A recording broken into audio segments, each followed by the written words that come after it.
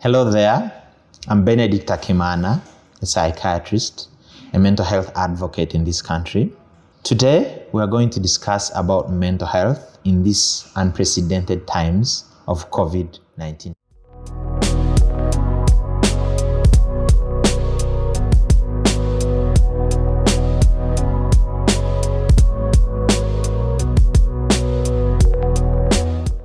What is mental health? So it is defined as a state of well-being in which you or every individual realizes his or her own potential. Right now, what's happening to us is COVID-19 is a normal stress of life. So how are we able to actually deal with this stress of life?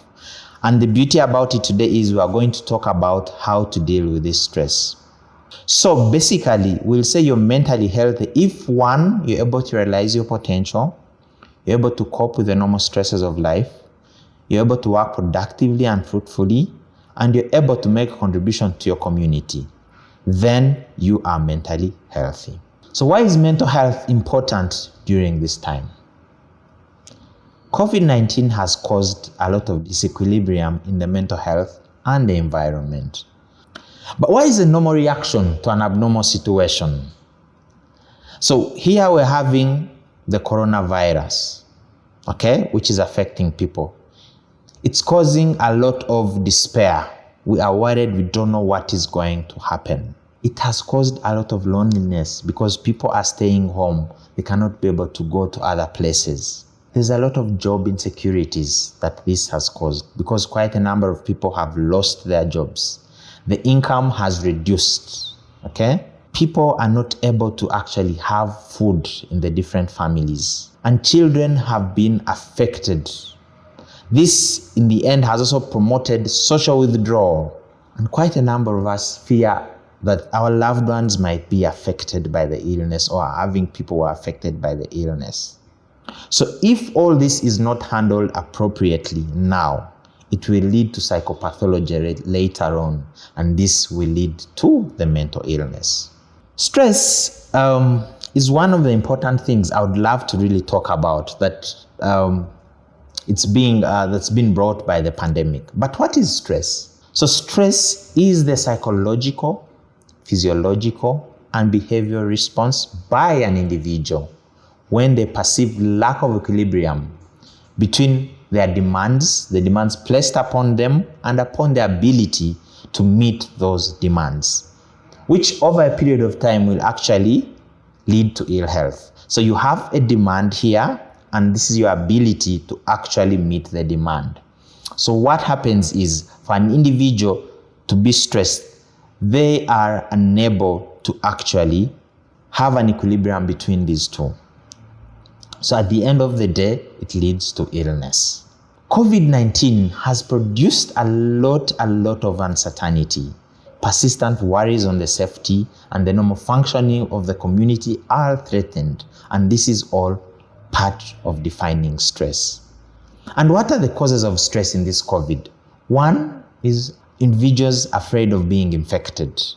Limited access to services. Right now, most hospitals are really full. The ICUs are so full that it's very difficult to actually be able to get services there. People are no longer able to go to church. Entertainment is not there anymore, as quite a number of people would go to the different types of entertainment to help them with their stress. The other cause of stress is the restricted, limited physical movement. We know by 9 o'clock you cannot move. By 7 o'clock, shops and all the other things are closed, and this has really impacted individuals. The other cause of stress is unemployment. All this has led to poverty because individuals are no longer able to obtain the income they used to. And as the stress continues to increase, you go to the burnout side, and this is where the illnesses set in. The individual gets anxiety sets in, panic disorders set in, anger sets in, and depression also set in. How are we going to take care of our mental health? Because it's very important.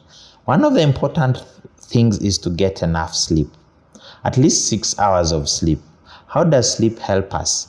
When you sleep, certain chemicals are produced in the brain that will help you improve your mood, help you be able to go through the stresses better. 2, would like you to participate in regular physical activity. Regular physical activity includes, I remember the president showed us in the last lockdown, he showed us how we can actually do it from the house. That would help you. You can also get a rope and skip. The physical activity is going to help the system produce chemicals in the brain that will actually improve your mental well-being. We also want you to eat healthy as much as possible, fruits and vegetables. This is going to help you prevent you from getting the various illnesses and getting better. We want you to avoid substances, the tobacco, the alcohol, and drugs. Remember, you think going to this actually helps you get better, but with time, the longer you use these substances, the more your mind gets rewired and you get addicted. Let's limit the time we spend watching the screens, especially when you're looking for the information that is related to the COVID-19, because this affects more of your well-being. Find people who are trustworthy in your life and you can talk to them.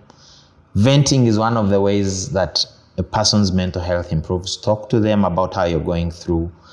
Go to the specialists wherever they are, they listen and they help you. And let's also limit the exposure to the news and media.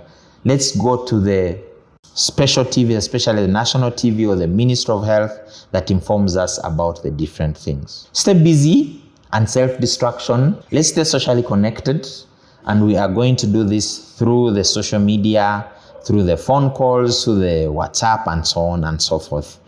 And in summary, let's be disciplined and creative about seeking and giving support, because this is a difficult situation for each of us. Let's be connected to as many people as possible as we try to support each other through this. The other one is safety.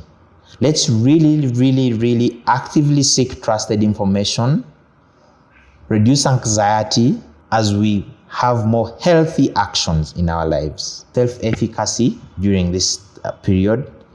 Let's focus on what you can alter in this period, especially when you're having lockdowns. Let's shift the priorities and expectations. I know before your expectation was different. Before this happened, maybe at the end of the year or at the end of the month, you used to travel outside the country or outside the district and do ABCD, go on holiday. But now things have changed. Maybe you're able to have a longer period with your children and you learn a few things. Let's really offset the stressful circumstances with positive, calming activities. And the final one is hope. Let us be hopeful. This eventually will end. Let's keep a long-term perspective. Let's be more patient and kind to yourself and each other. Believe me, this is not the first pandemic the world is facing. We shall go through this. Let's remain with hope and we'll be positive that it will eventually end. Where are the mental health services available during this period? One amazing one is the UNICEF, which is in partnership with the Ministry of Health and Botarika Hospital, where they are providing mental health and psychosocial support for anyone and everyone affected by COVID. The services are in the regional referral hospitals. They are in the different districts in the country, where they have made village health teams that are offering services, mental health services to individuals affected by the COVID in the villages. And this has really helped people. The other one is Rocket Health, which is providing mental health services every Sunday at their clinic on Lumumba Avenue. Please get in touch with them. Thank you so much. Stay safe and God bless you.